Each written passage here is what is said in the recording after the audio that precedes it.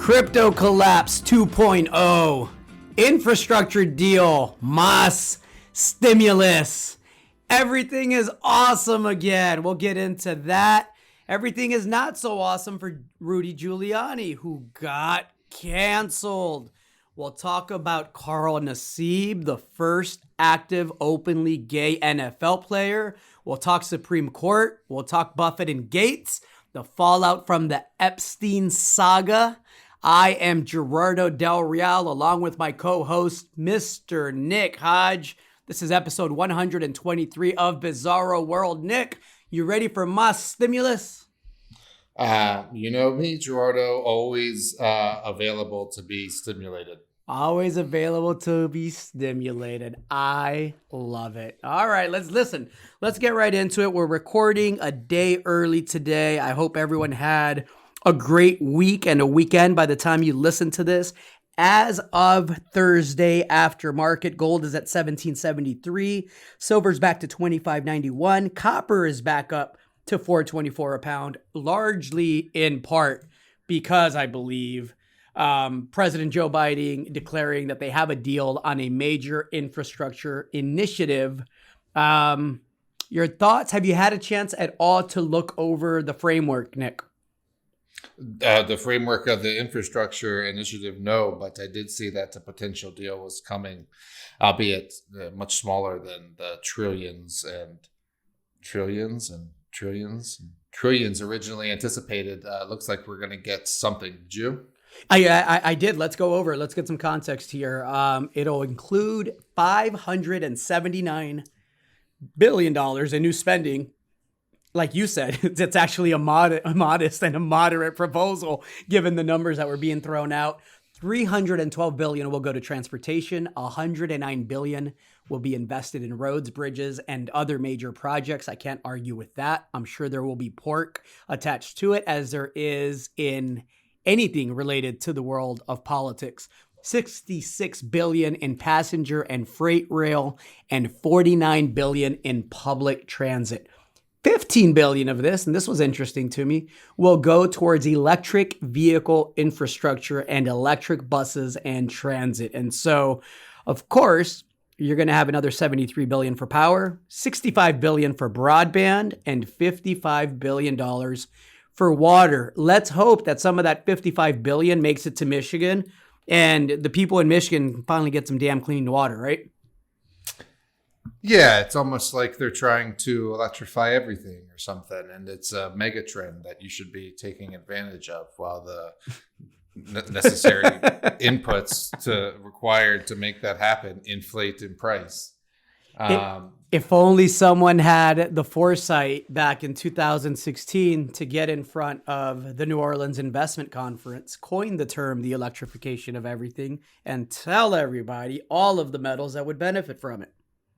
And so it's good to watch it play out, and in context of the past week, literally play out. The companies were invested in and where they're raising money and what's coming. But in the context of the past week, it was only a week ago where the inflation was transitory because lumber and copper were pulling back and China was dumping on the market, and see that prices are going down. And that was very anomalous, let's say, as copper has reversed course, like we sort of said was going to happen. So I think those would be my thoughts. The infrastructure things that you mentioned, expansion of rail and electric vehicles and buses, etc. That's all copper and rare earths, which you were writing about today, and the battery metals, right? And so here we go, I guess, right?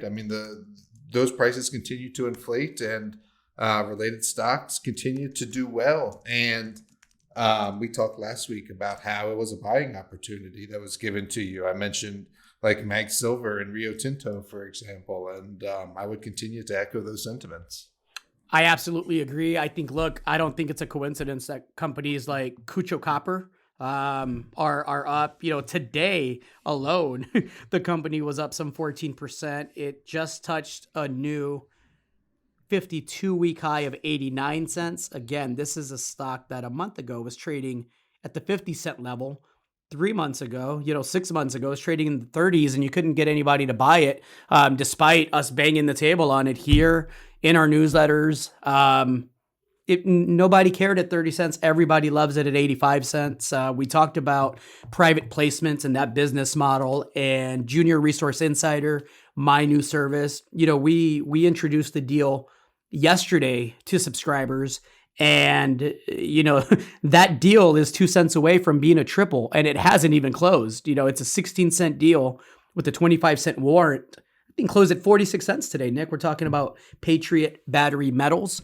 And looks like it's headed higher, right? And so, again, this was a boring stock for 2.5 months. This is a trade I put on in the trader service a couple of months ago on the premise that it had a tiny market cap, some very prospective properties, and that the management team did not sign up to run a $2, $4, $5, $10, $11 million company, right? This is a team that's accomplished and has major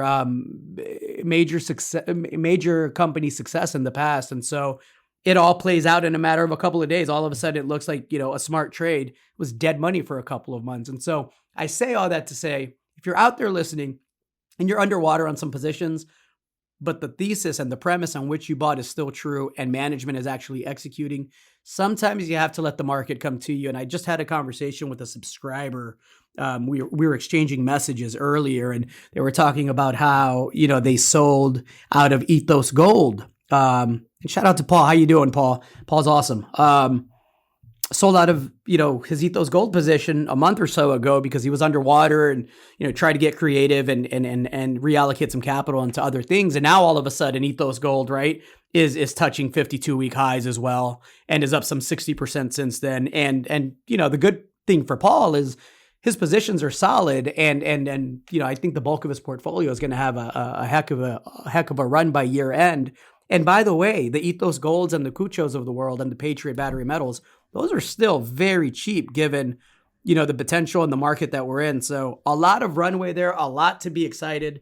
That's a mouthful, but I think the near, the midterm, and the long term, and I'm talking the next 5 to 10 years for the battery metals, for the infrastructure metals, everything from zinc to lithium to copper, I think all of those are going to do extremely well. And if you can find competent management teams and you have access at an early stage on a lot of these deals, you're going to make an absolute fortune out there.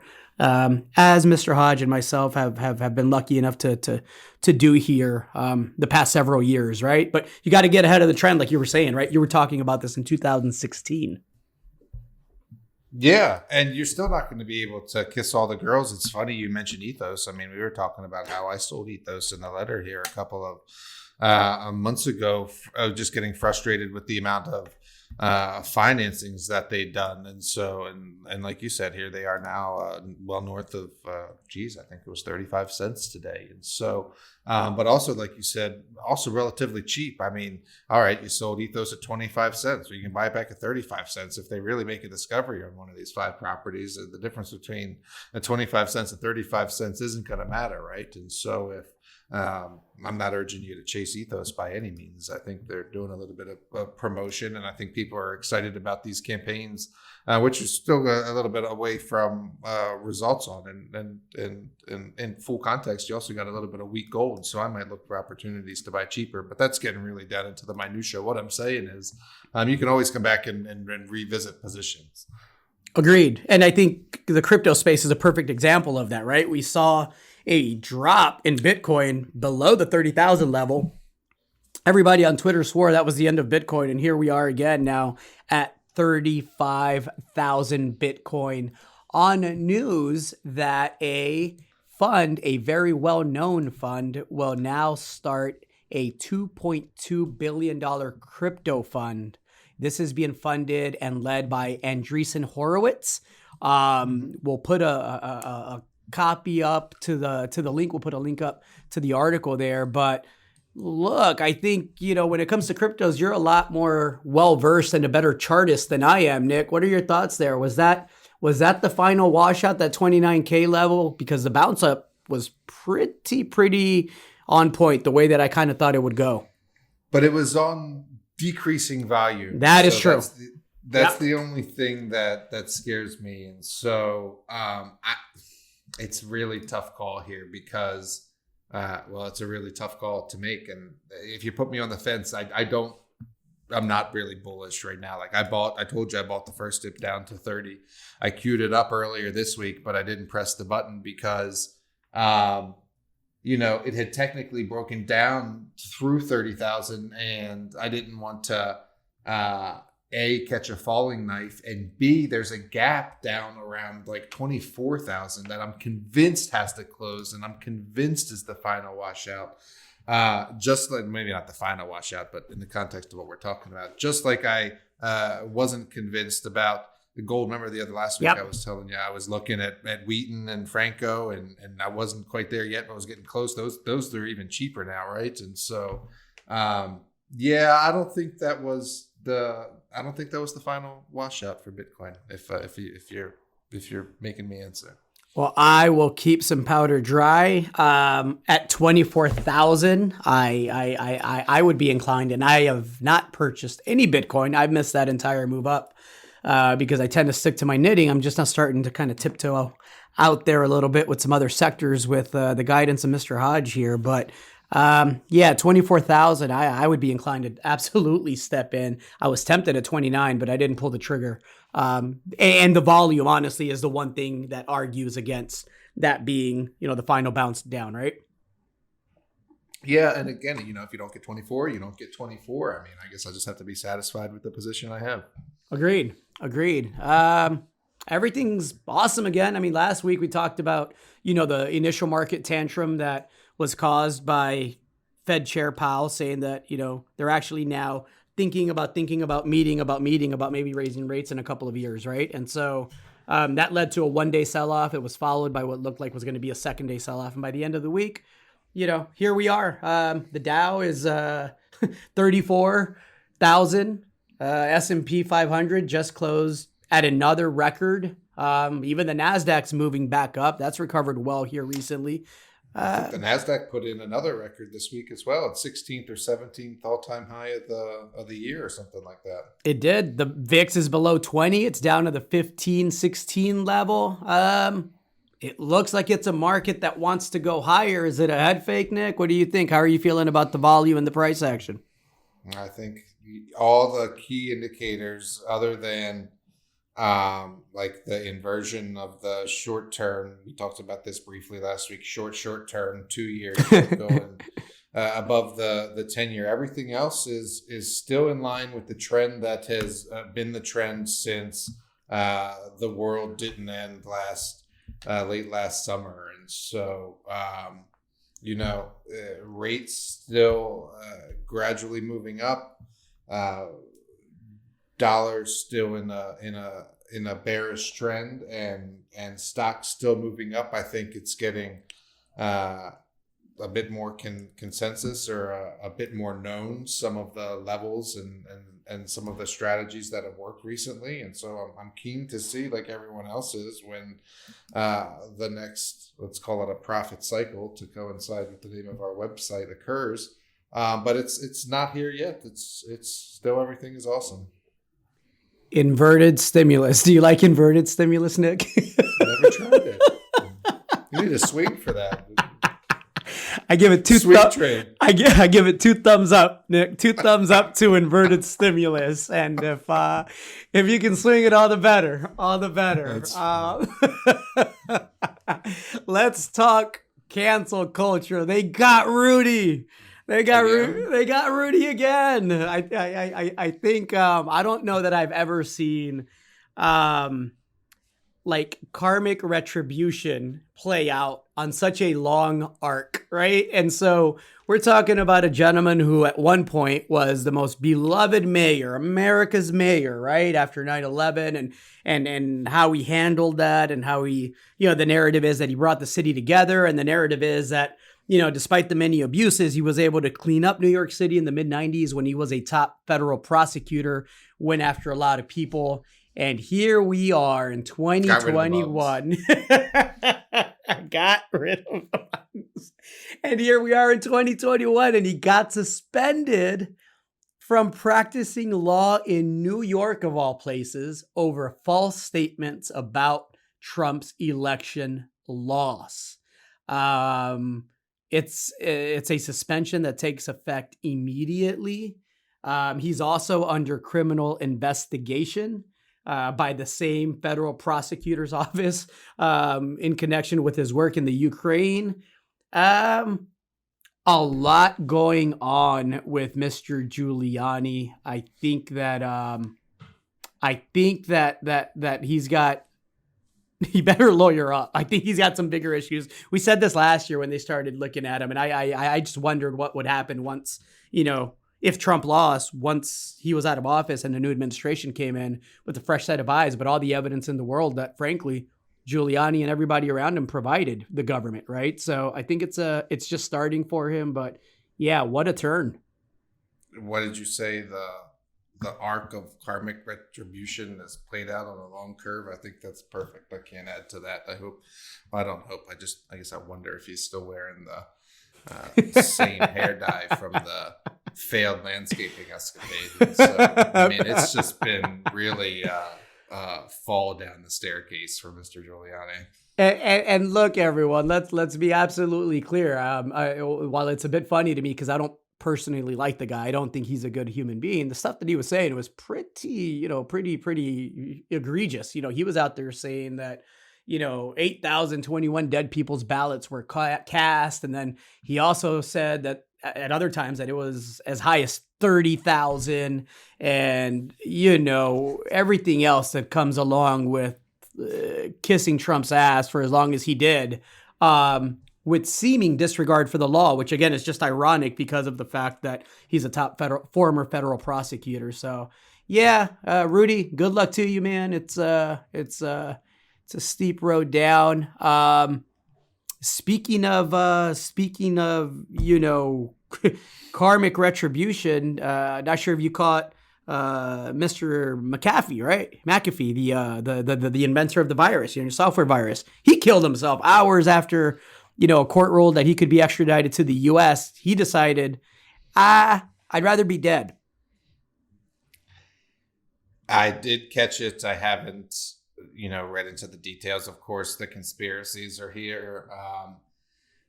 Gosh, it's a long and winding road for Mr. McAfee's, how he wound up where he did. And I didn't brush up on it in the past 24 hours to be able to recant it here, although I did follow it in bits and pieces over the years, from his escapades on various islands to, fleeing in boats and evading authorities and openly admitting to not paying taxes and accused murderer. Right. Yeah.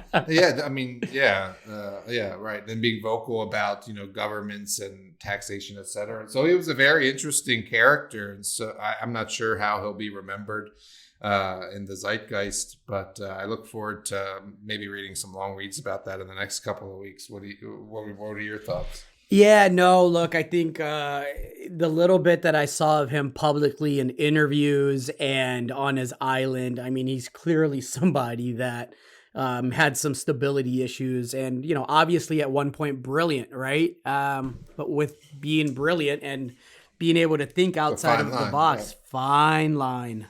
And that brings me to something else that we talked about a few weeks ago. We talked about how interesting it was to us that the only public detail and the only public piece of information of displeasure from Melinda Gates, who now divorced from Bill Gates, of course, the only thing that was really leaked during that divorce process initially was that she didn't like and was not comfortable with Bill Gates' relationship with Jeff Epstein, another guy with a fondness for islands and all of that stuff. And at that time, we speculated that we thought there would likely be more fallout because it just seemed like a curious detail for it to leak, being that everything else was so hush-hush.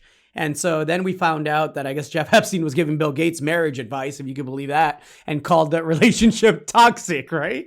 Which, would probably piss my wife off too if, convicted rapist and sex offender was saying that she was toxic. Probably not the most endearing of conversations. And so here we are now. Warren Buffett, he's saying he doesn't want to. He is resigning as the trustee at the Bill and Melinda Gates Foundation. And I just wonder, like I wondered out loud about Rudy, a year or so ago, if more was coming, and now I think more is. I wonder if for Mr. Bill Gates, more is coming.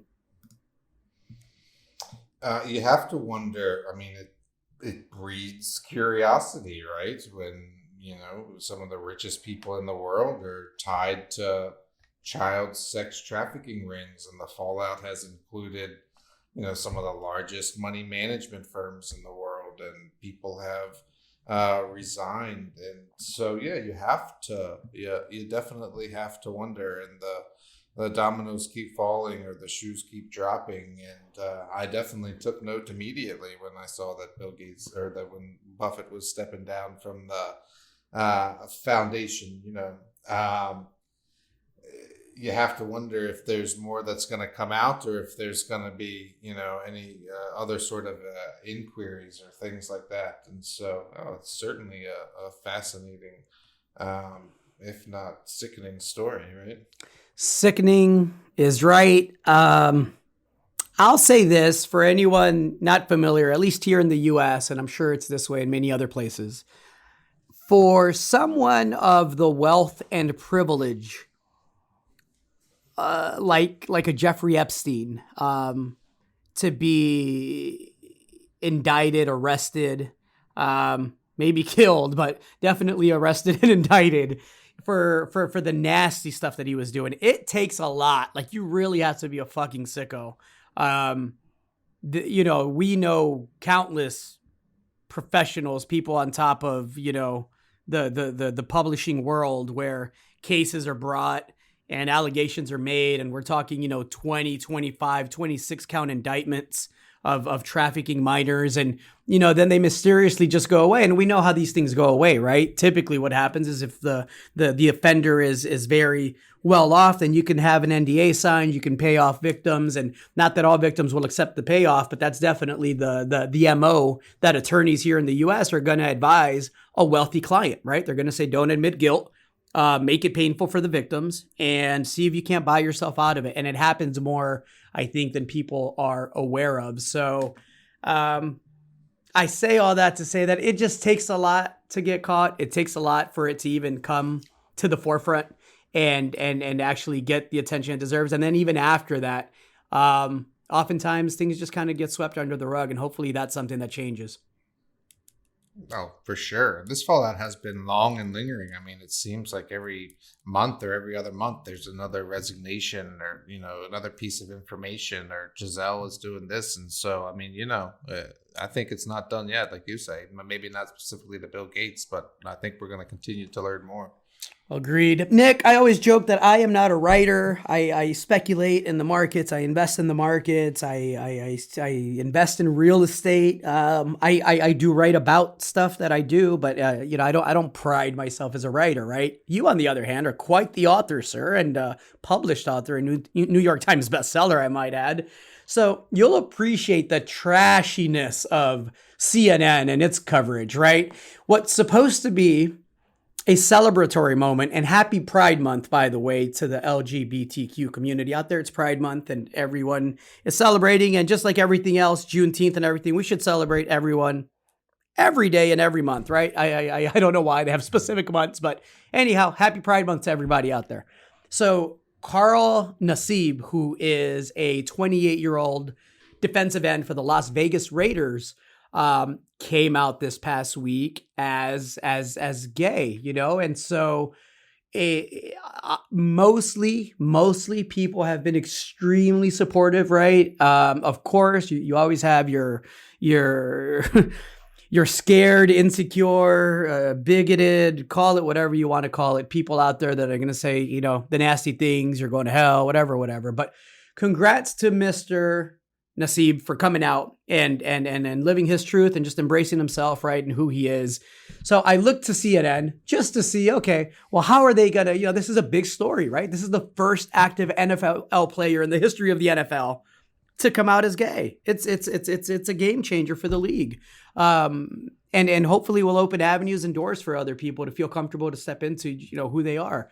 And so the very first sentence or the second sentence from CNN in the article says, Carl Nassib has become a household name in the past 48 hours for one very poignant reason. The doe-eyed, clean-shaven. And I stopped right there. Do we have to start with the doe-eyed? Are you fucking kidding me, CNN? Really? That's where we're going in sentence 2. Just the facts, Gerardo. The doe-eyed. What? Fucking who wrote this?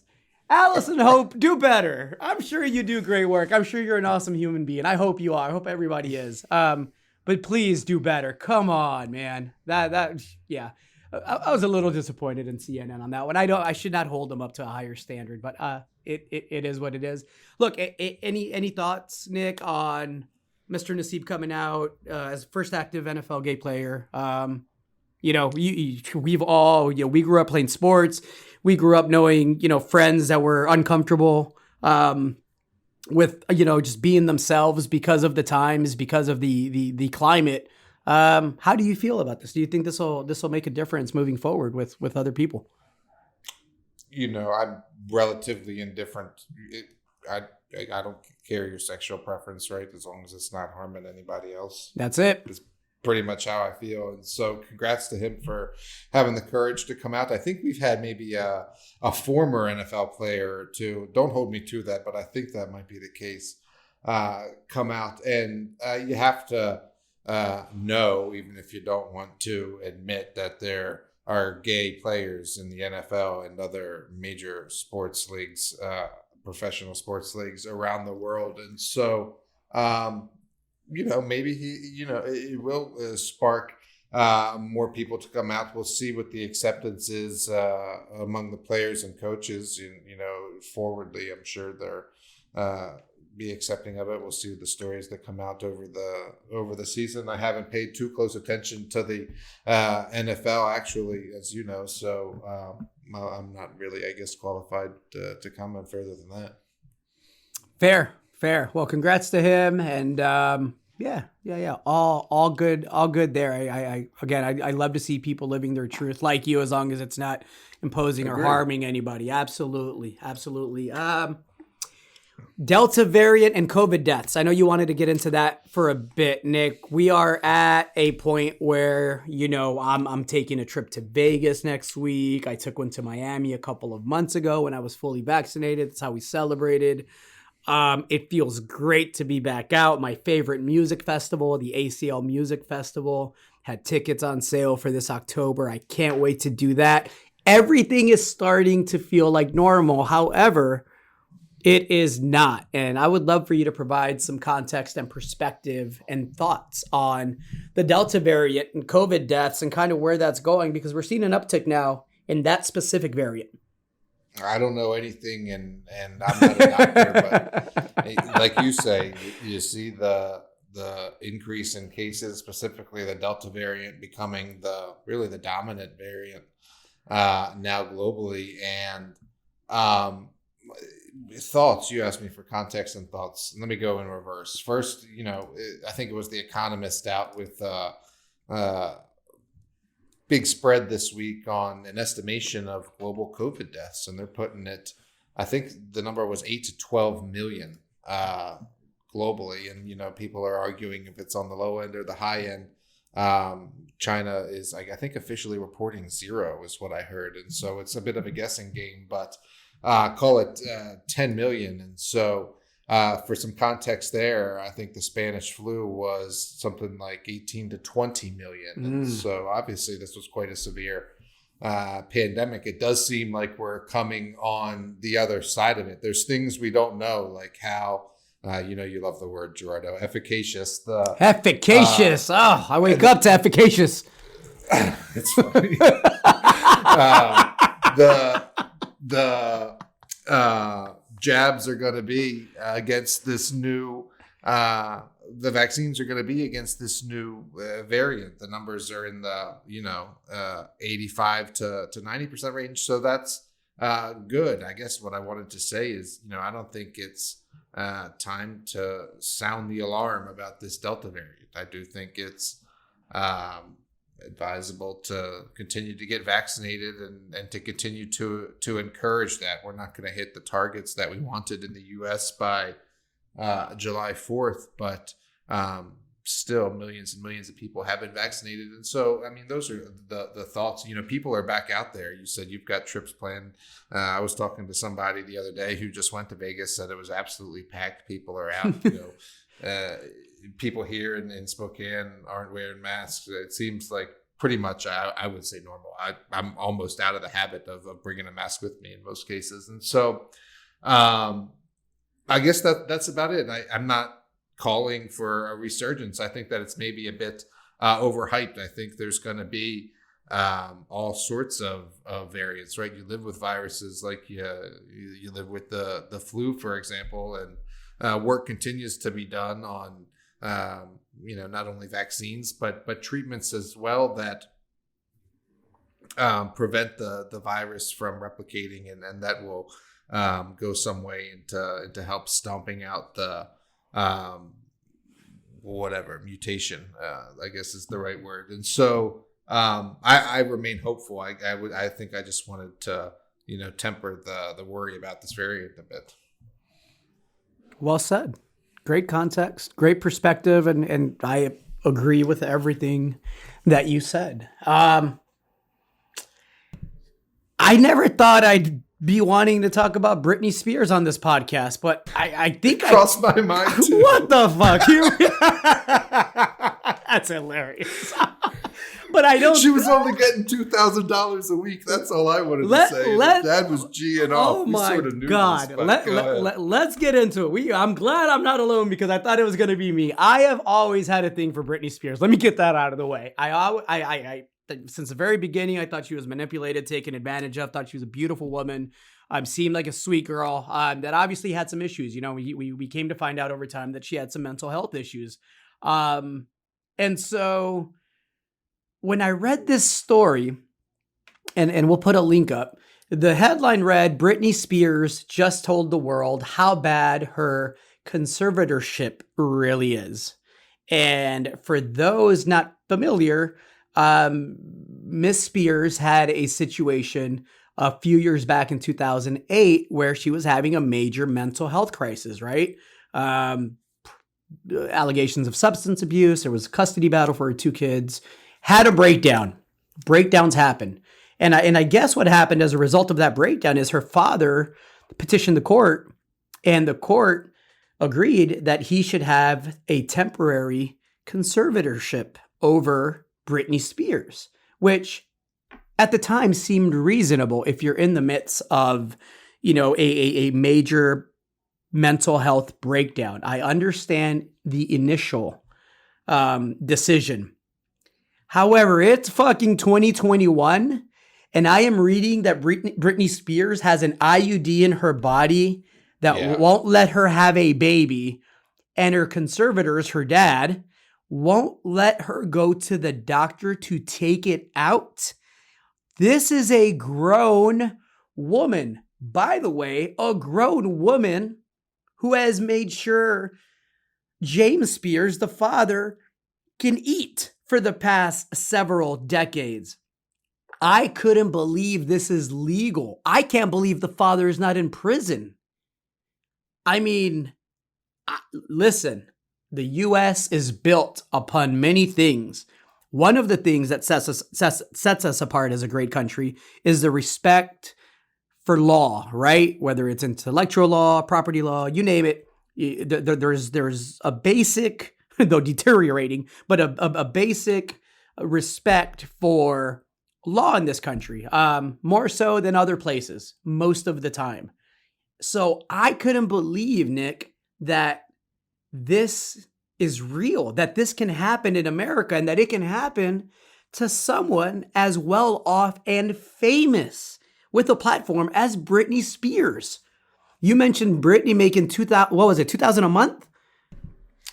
Yeah, and you said that all very well. To have to ask permission from a court to get your contraceptive device taken out is crazy. And so, yeah, she was having her stint in Vegas, which was bringing in all sorts of money, and she was getting $2,000 a week, and the dad was getting $16,000 a month plus $2,000 a month for office space rent. I mean, yeah, just crazy. I mean, it was basically like forced labor, right?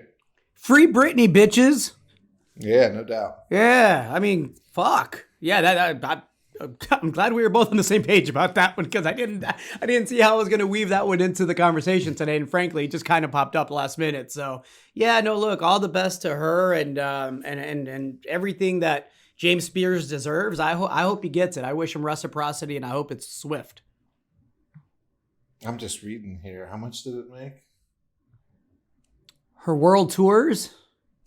The Las Vegas residency, Piece of Me, which went on to earn a reported $138 million across nearly 250 shows. She was making $8,000 a month. Yeah, that's criminal. That's great. That's criminal. That's crazy. That's criminal, and I I'm just gonna leave that one alone right there. Man. Anyhow, Nick, what are you watching in the markets this week? What are you looking at? What am I looking at in the markets? We've got a bit of a uranium pullback. Yes. I thought it can get a little bit deeper. I think I might be just a little bit greedy, but I think it can get a little bit deeper. And so I'm looking for that. I did pull the trigger on a PGM recommendation. I finally got a pullback that had been waiting for. What else am I watching? I continue to say cannabis stocks. They continue to trade pretty much sideways. And same thing I mentioned last week, starting to poke around at what's next and how to play that, right? I find myself going through lists of individual real estate and utility companies to, maybe start getting a little bit defensive. How about you? Same. No, look, I think the pullback in the uranium space is healthy. I also have a list. I have pretty significant exposure in the portfolio to the uranium names, and I've held throughout. I think this is early still, but I'm hoping we get, like you, a little bit more of a pullback. I'm still watching Peru. I'm still watching specifically the Peruvian companies that have big copper exposure, just because I feel so confident about the direction of copper as a metal and the price there and its utility and the role that it plays here moving forward. So, the Reguluses, the Chicanas, the Hannons, all companies that I said last week looked like they had bottomed, still look like they've bottomed. Now, they're not moving back up yet. That election is still being contested. I think the consensus is that Mr. Castillo will be the new president there, but I'm waiting to see if we get a breakout in those names, because they are extremely attractive relative to the asset base and resource base that each of those companies possesses. So, with Hannon, you have a base and scale play. You have thousands of square kilometers of land, top 10 landholder in the country. I could go on. Chicana's had some phenomenal results, not rewarded. Regulus has a just monster resource with a lot of exploration upside and ore that, by the way, everybody nearby absolutely needs, or they're going to cease to be mines. So again, kind of a no-brainer there, but wait and see approach there. Definitely holding for the time being, but really attractive. So I'm watching that, and then. Yeah, I'm gold is boring again, and that's, I like this $100 move down that happened. I think it's necessary to wash out some of the weaker hands, a little shaking of the tree. Let's see if we start having $100 moves the other way here soon. Well, that's it. That 2-year yield I mentioned earlier is still elevated, and so if you can get short-term yield above the 10-year yield, it takes money out of gold's pocket, because gold doesn't yield anything, obviously. And so you got to watch that 2-year yield, I guess, right? Absolutely. I mean, I think we've put charts up before, right? 10-year goes this way, gold goes the other way, and vice versa, right? Mm-hmm. I like it. Nick, Anything else? Any words of wisdom? Any final words for the week? Of course, not for life.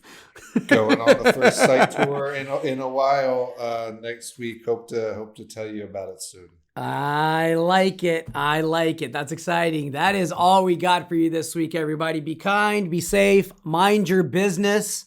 It's Gerardo Del Real along with my co-host, Mr. Nick Hodge. This was episode 123 of Bizarro World. Go get you some inverted stimulus, everybody. 2 thumbs up.